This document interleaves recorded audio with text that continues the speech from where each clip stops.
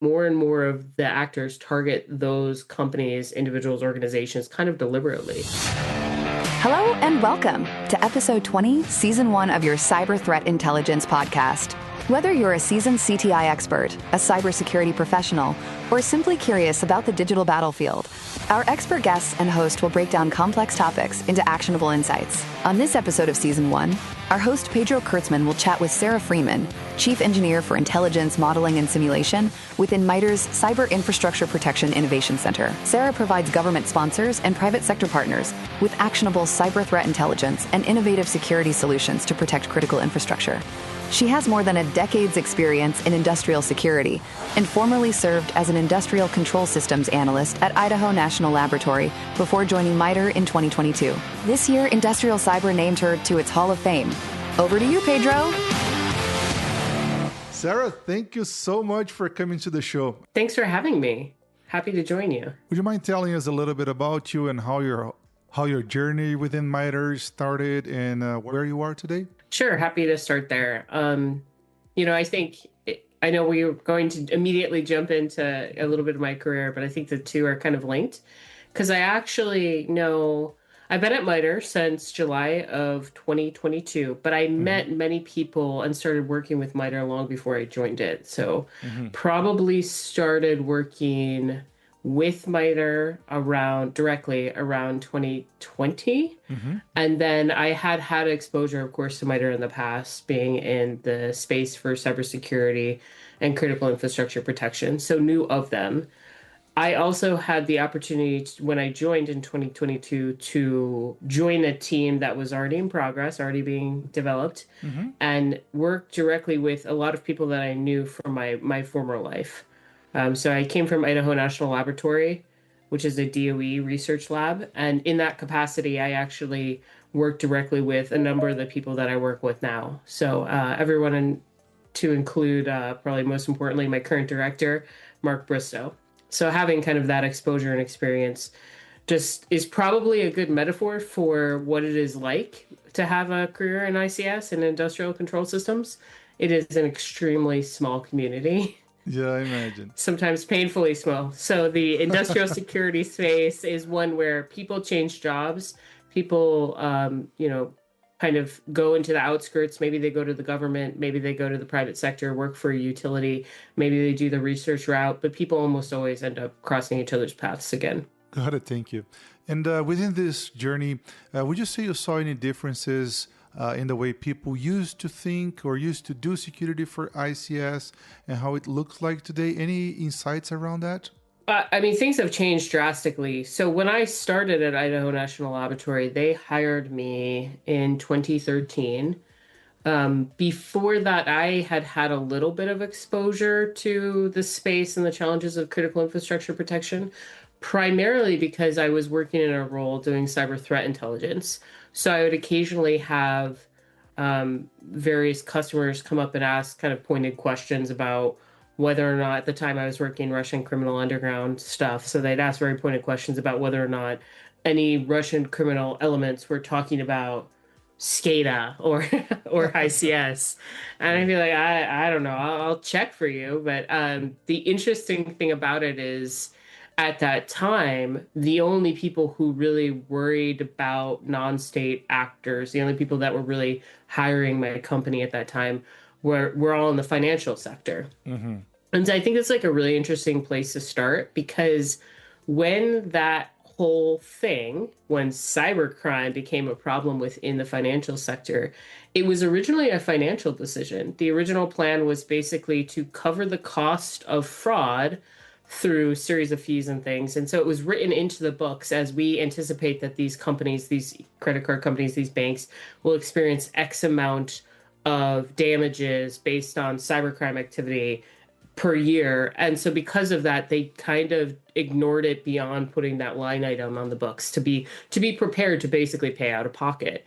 Over time, I think because they watched the growth, the exponential growth and costs to these companies, they really started 2005, 2010 timeframe to be the forefront of organizations that were trying to do something a little bit more proactive than just waiting until after they had a problem and then paying for it. But at that time, they were the only sector that was really doing this. When I joined Idaho National Laboratory, which again, Department of Energy focused, they were the group I joined at the time, Mission Support Center, was very much of the opinion that, well, certain cyber attacks had not happened against the critical infrastructure sectors. They were very possible. They were very feasible. And that was actually a really uncommon position to hold. In fact, the common statement when you brought up things like attacks on the US electric grid was that why would anybody do that? There's no money in it, which you can see both sides to that. At the time, there wasn't much money into it, but I find that usually when market forces are huge things, and where if there is an opportunity, there will eventually be somebody who's asking to pay for it. So the thing that has really changed over the years is having to constantly beat that drum to put that message out there that critical infrastructure is at risk. And we're now finally entering a phase, sadly, because of some cyber attacks, but we're finally entering that phase where we no longer have to push as heavy on that message that says that this is at risk, but rather we can start to talk about who needs to address this risk and how to best address it. And so it's really shifted from kind of a conversation among governments of like government organizations to one that is really grassroots now. Very, very many companies, utilities, asset owners I talk to not only are aware of this risk, but they're actively pushing forward. They're at the forefront of trying to address it, which is completely different from where I started. That's great to hear. I feel like in general, as an industry, we shifted from having to justify the importance, and now everybody knows it, and we're just kind of go to work now. We don't need to justify why we are here anymore. That's awesome. And broad topic all over the place. But have you seen any like AI also coming into the ICS conversations? How's the current state of AI at MITRE? So AI is 100% a nearly daily topic of conversation, even within the critical infrastructure space.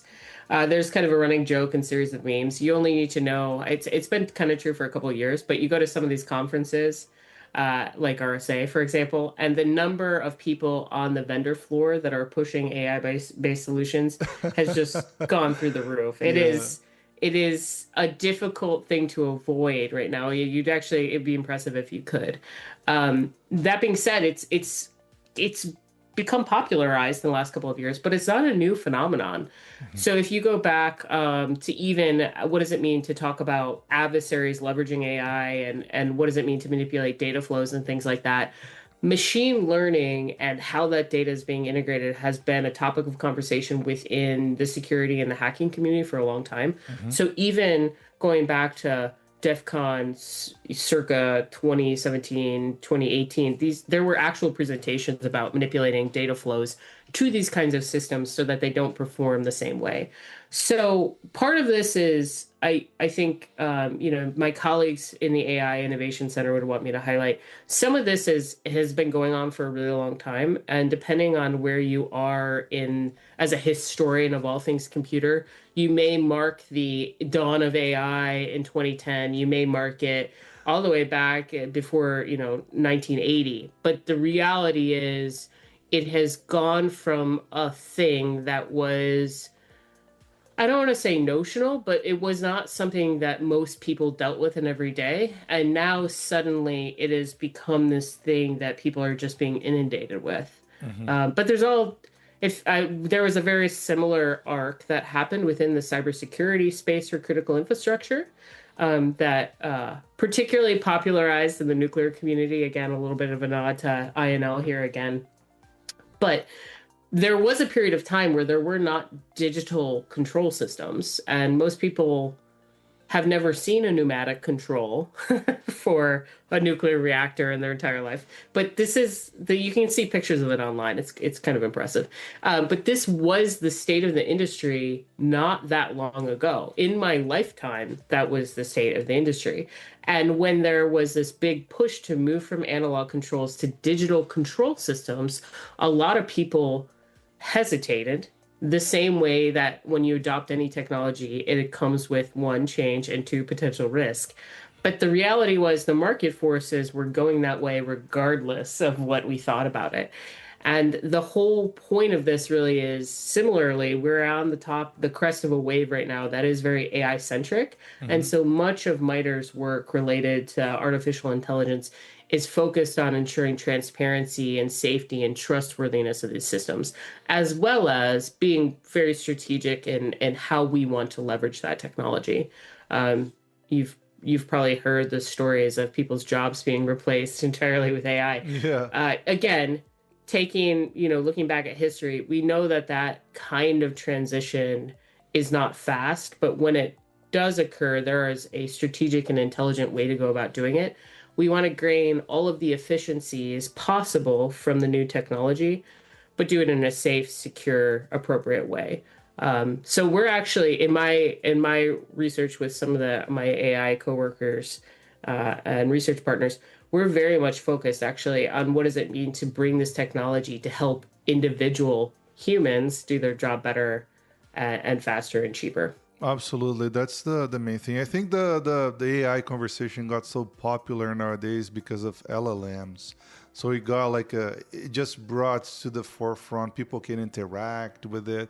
Back in the day, it used to be like you mentioned, more like a numeric engineering type of a back end. One of the things specifically for AI, at least on my limited view, to me is always, or for the most part, something that will be requiring like a cloud, the AI living on somebody else's data center and all that. On the other hand, ICS systems, for the most part, they would be on isolated air-gapped networks and all that. How are you kind of combine those two different universes or connecting them? Yes, the cloud, the evil cloud. Yeah. Of course, before AI, we had clouds. So there's a couple parts and pieces here. It's always the devil's in the details. Cloud-based infrastructure introduces first a number of advantages in terms of resiliency, in terms of the types of analytics that can be performed, in terms of the quantity of data you can store. However, cloud-based infrastructure is not obligated to be on a third-party infrastructure. True. So I, as a utility, can run a cloud-based setup and not ever have any data leave my environment. I can also allow certain data streams to leave my environment. And so there's this weird thing that happens where, in general, sounds bad, but you start to look at the details and you're like, okay, not all bad, and there's more than one way to implement it. So it's kind of similar, I think. Right now, the big push is for essentially AI, LLMs as a service. What does it mean to do? Which is just a natural extension, honestly, of data, big data analytics, big data. Before there was cloud, there was big data. Yeah. This idea that somebody else who's an expert is helping you do these things, and very much, going back to even the dawn of time, almost. When we talk about initial industrialization in the U.S., what does it mean to be, Henry Ford and produce Model Ts? This idea that people have a certain degree of specialization, they are experts in this one thing, and we serialize the process so that we can gain efficiency. So there's part of this that makes a lot of sense, and then there's less of this that makes sense from a security standpoint. So as industrial security personnel, like as that being kind of critical infrastructure protection being my focus, I have to be cognizant of working with utilities that want the AI advantages, but maybe want to do it in a safe and secure way. And what does that mean? I think similarly, again, working with some of my colleagues at MITRE who are primarily focused on the construction and design of some of these unique solutions, it's not a given that those things have to be so large that they have to be run on third-party infrastructure, or that they live in the cloud or they're sold as a service. That is just the easiest way today for individual companies to experience the wonder of the AI revolution. I think what you will see is a grassroots effort of a number of different organizations. I mean, even now, if you were interested in it, you could buy yourself, a new Mac laptop and be able to run a number of the open source LLM models on that device. The internal computational resources on that unit are good enough for most applications. The question really becomes one of data resourcing and computational power. And that has a lot more to do with how companies or organizations want to use the technology and how much data they need for that use case, and less about, where it lives. Again, pluses and minuses. Not every critical infrastructure sector utility or organization has the same budget. Not every organization has the same number of staff. In some places, they have a separate OT, operational technology security team. Other places, it's one guy. He also runs IT security, physical security, and has a HR gig on the side. It's huge variation here. And so I learned that it is not good. The best approach is not necessarily to highlight all of the weaknesses and the bad parts of what people are trying to do, but help them do what they need to do better and safer. Absolutely. So it'll be interesting for sure, because those are definitely two camps. There will definitely, because there's a market there now, so there will be people that are pushing to sell big AI in the cloud probably as a service. I mean, you can already see that now. But the question really is that what an organization needs? And is that the most secure thing for them to be doing? No, I love that approach. Yeah, I'm looking forward to see next chapters for sure. And talking about industrial control systems and OT systems. Any best practices around understanding the design of those systems? And nowadays, is it hardware, virtual ones that are the recommended ones, or digital twins? Any thoughts around that? There is a debate that won't die that periodically pops up at every conference, and it goes something like, if you have to start from zero, what's most important? That you have a good asset inventory, or what your critical functions are? And by critical functions, I mean, what are the things that you need to do in your company to survive to the next day, the next week, the next month? So within critical infrastructure space, if we talk about an electric utility, it becomes really obvious. And for some parts of this, at least at the top level, in order to survive as a utility, you have to produce, transport, and deliver power to your customers. That is your reason for being. And yeah, there's some variation about where you are in that ecosystem, but that's your role. Now, in order to protect those assets, the things, the technology, systems, data that help you do that, deliver electricity, what are the most critical things there?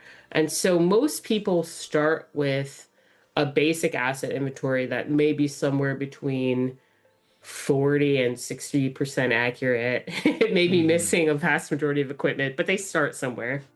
Then I'd say they kind of understand a little bit about what they need to do on a daily basis to be effective. So that first step is actually really easy.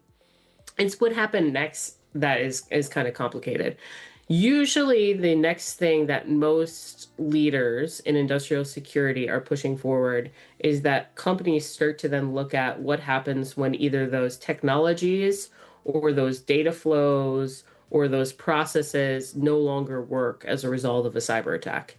Now, you could say as a result, in fact, I was just reading a paper just now. It's grounded in probabilistic risk assessments and whether or not hazard analysis is sufficient to meet the needs of cyber attacks. It's a little bit dry, frankly, if I'm going to be honest. But that aside, this idea that you can then start to say, hey, what are all the disruptions I anticipate seeing? And have I properly considered a malicious and deliberate cyber actor?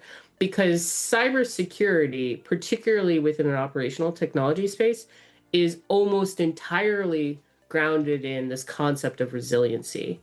So what things can I cut? What is my minimally viable process that I need to survive as a company? And how do I ensure that continues?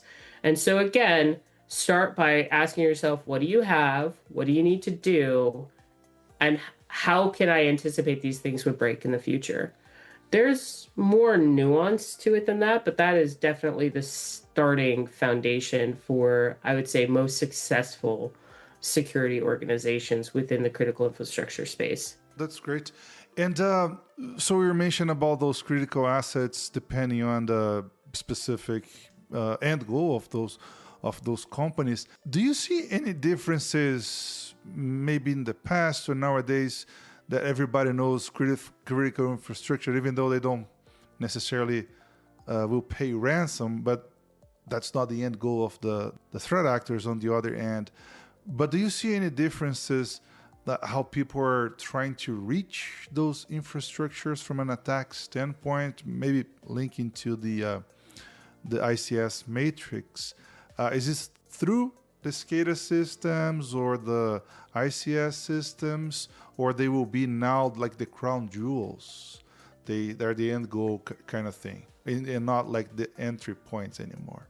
Sure. So kind of highlighting what I was just talking about, one of the reasons why step 3 is understanding how the threat actors can attack or disable your systems. Part of the reason why people focus there is because there were certain trends in the attack space, in the attacker space, that we've observed over time. So if we talk about MITRE's attack for ICS frameworks or some of the attack the other frameworks that are not even out, attack for enterprise, attack for mobile. Mm-hmm. The point of kind of that historical review is to understand the trend analysis about what actors are doing, what threat actors are doing, what capabilities they have, what their interests are. The interesting thing that has happened since comparing basically where I started in 2010 to where we are today is that there was a lot more fear at the time because we had a smaller subset of attacks that we were going to see a run on attacks against the core crown jewels of the SCADA system, that the systems that were supposed to be isolated, not internet connected, have multiple security protection layers, that they would be the target of cyber attacks. Now, what has happened since I started at Idaho National Laboratory and today as I find myself at MITRE is we've seen, as always, the market forces come into play. And so we started to see things like ransomware as a service pop up. Now, ransomware as a service is one of those things that was kind of unfortunate if you were a cyber threat intelligence analyst such as myself, responsible for providing weekly updates to some of my sponsors about what was going on in the world, because the weekly updates got more and more boring the more weeks, months, years we got into this process. About 2017, Enterprising Individual released SamSam, and as ransomware as a service really took off, and suddenly something that was being done in onesies and twosies as an unfortunate day, but not necessarily targeting critical infrastructure asset owner operators, just blossomed, just turned into this whole market space. And suddenly, as an asset owner or somebody who's working with asset owners to protect this infrastructure, I now have to include basic questions like, where are your data backup stored? Do you have instructions about how to respond to cyber incidents on paper? Like, do you have gold copies of your SCADA system? And it's certainly less exciting or interesting than some of the other cyber attacks we've seen that are purely in the realm of operational technology, but I think it very much highlights the reality of the environment we see today, which is still the majority of attacks are on information technology, infrastructure, data, and resources. And most attacks are enabled via internet-connected systems. That being said, there is a small subset that, if you're interested in tracking these actors and frankly, you don't want to be bored by just repeating every ransomware attack. By the way, there is a ransomware database where you can get them all now. At the time, we didn't have one of those. But if you're curious, I could share those resources. But now we have this subset of trend activity of kind of the upper echelon in terms of skill set of attackers, where they're actually targeting third-party providers, suppliers, integrators. These are companies that historically, when we look at a security profile, were kind of left off the discussion because it was a different company. But we're seeing more and more of the actors target those companies, individuals, organizations kind of deliberately. It makes a lot of sense from a cyber attack operations standpoint, because a lot of these companies are providing services, technology, engineering, design, assistance to multiple companies. And so by compromising this one entity, they have theoretically access to all of these customers, all of these end users. So it's a lot of hacking smarter, not harder going on that is interesting because it challenged for many years a lot of how we thought about security, including things like regulations. So everything was as an electric utility, I am responsible under NERC to make sure that electricity is being delivered in a safe and secure way. But the onus fell on the utility. And now we're starting to say there's more parties that are responsible within this ecosystem for ensuring the technology is secure. And how do we bring people together in a way that, again, is effective and efficient to make sure that we're making the best technology and we're deploying it in the best way? Oh, that's perfect. Thank you. And you touched a little bit about like programs and maturity as well. Overall, how you see ICS programs maturing over time since you started working with companies to like help them on that journey as well? Well, as I mentioned before, one of the first kind of big shifts in how companies were addressing this was recognizing that there was a bad guy on the other end. A lot of people, when I first started, just didn't want to believe that they were actively being targeted by anyone. And they really struggled with that concept. Good or bad, all of the cyber attacks since then have made that argument much easier for me to make. I no longer have to, sometimes I have to put together a slide deck that just highlights the sheer quantity of attacks that have happened because I think it's hard to keep them all in your head. Yeah. But the good news is people have moved beyond that hurdle. So then it kind of becomes this question of what does it mean to do proactive security? Because you can do things around resiliency planning. So there was a large swath of time where that was the primary focus. And we've kind of evolved a lot of that thinking.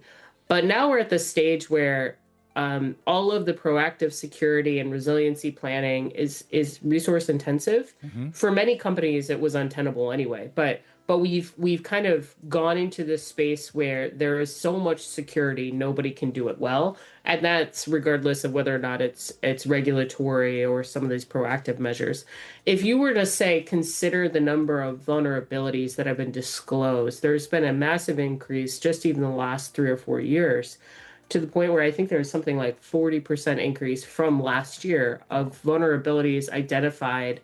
These are vulnerabilities that are given CVEs, which, side note, there's actually a lot of things that are exploited that technically aren't CVEs, but we'll just count the CVEs for the purpose of this conversation. It is more difficult every day for organizations to maintain even a basic patching schedule. Let alone the fact that some of these are critical infrastructure systems, cyber physical systems that are not typically taken offline. So they actually don't have patching windows unless they're scheduled. So the plan now and the push is really to do something that's a little bit more targeted.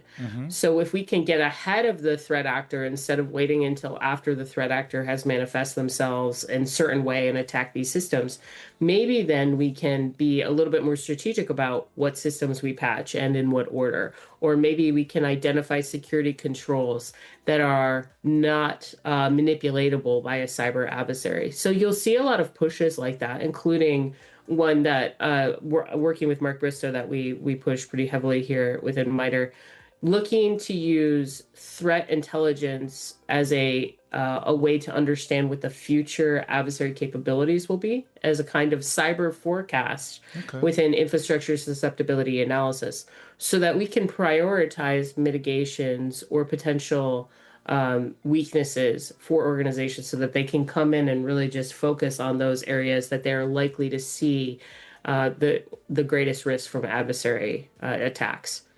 So I think that whole shift between let's identify all the vulnerabilities. First of all, there was no bad guy. There were no attackers. And then, oh no, the attacker is attacking everything. Let's find all the vulnerabilities.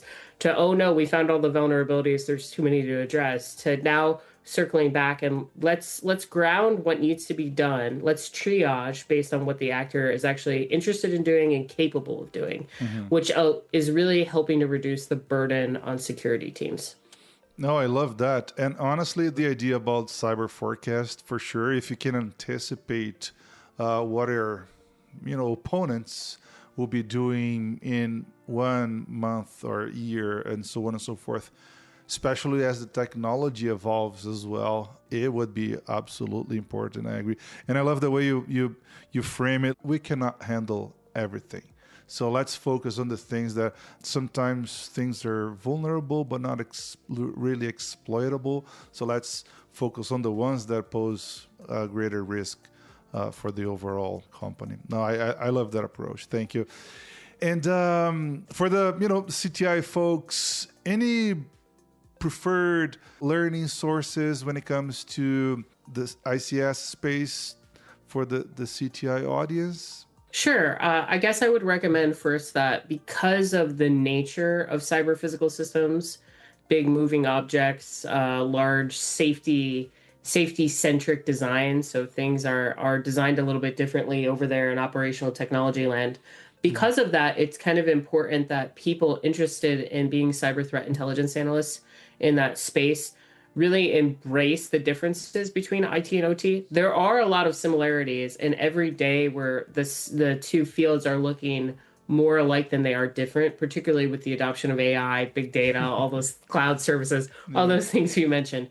But the core of operational technology comes down to this concept of a cyber physical system, where there is a digital system that's controlling a large, usually large, but frequently a physical object. So disruptions of that technology result in physical manifestations. Again, electric grid outage on, disruption in a substation means that you don't have power.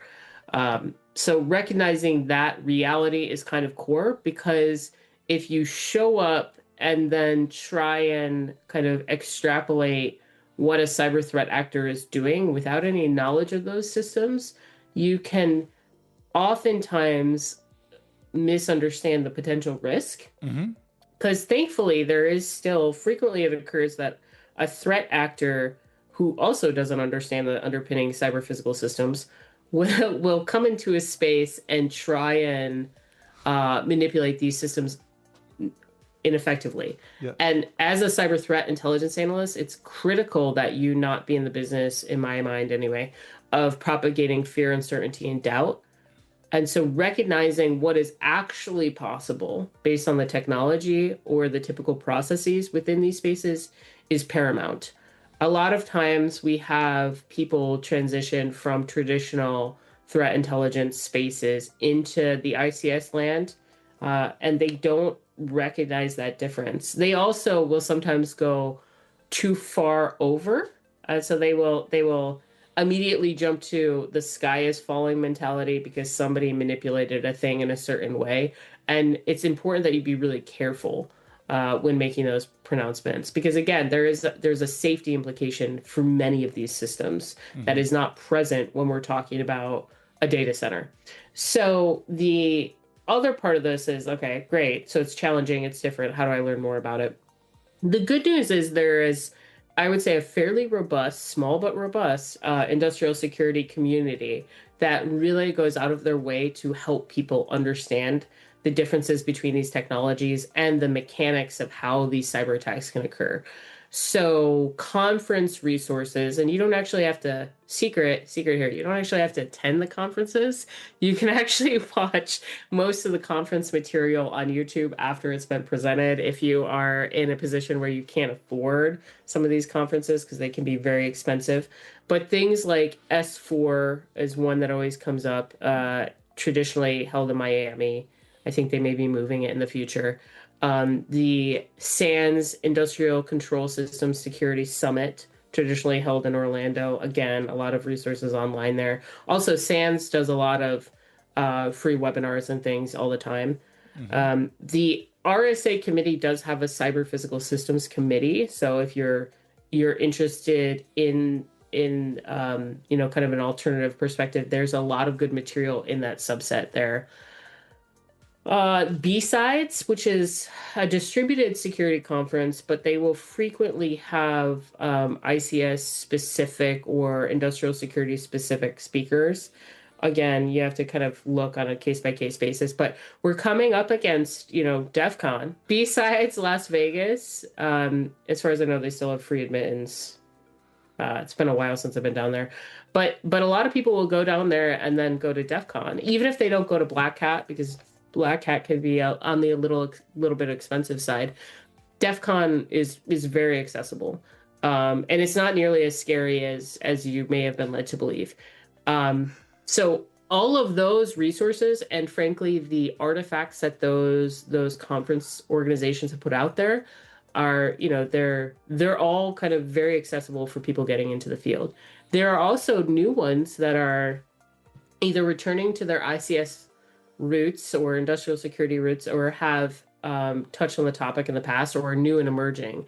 So there's a new conference called Level Zero, very accessible. There's HuSecCon, very accessible. There's Recon, which granted is a little bit more technical. That's a reverse engineering conference that's based out of Montreal. But again, many resources available on YouTube and elsewhere. For people who, that may have been a really long list and somewhat intimidating, the other piece of advice I would provide is that if you find a speaker who you like, they will often have presented at multiple conferences. So even if you're not familiar with all the conferences, you can look based on those individuals and find their research for many years. So that's another way to go about doing it as well. No, I love it. Like follow the trail, right? You go through a speaker, kind of all the posts and all that. You might find the resources that you want. No, that's perfect. And Sarah, any like closing thoughts for the listeners? I guess I would only add one thing, that the industrial security community is really accessible, and there's many very friendly people in there. So if people are interested in learning more, they can certainly reach out. They can reach out to me. They can also reach out to the community of people who kind of accepted me and brought me into the fold all those years back when I came from financial threat intelligence land. I'm also a big proponent of what is the sometimes unfortunately named Beer Information Sharing and Analysis Center, which is an informal group of industrial security community members that's very open and welcoming to anyone who would like to learn more. That's amazing. Sarah, thank you so very much for so many insights.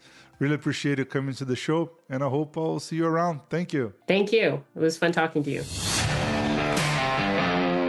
And that's a wrap. Thanks for tuning in. If you found this episode valuable, don't forget to subscribe, share, and leave a review. Got thoughts or questions?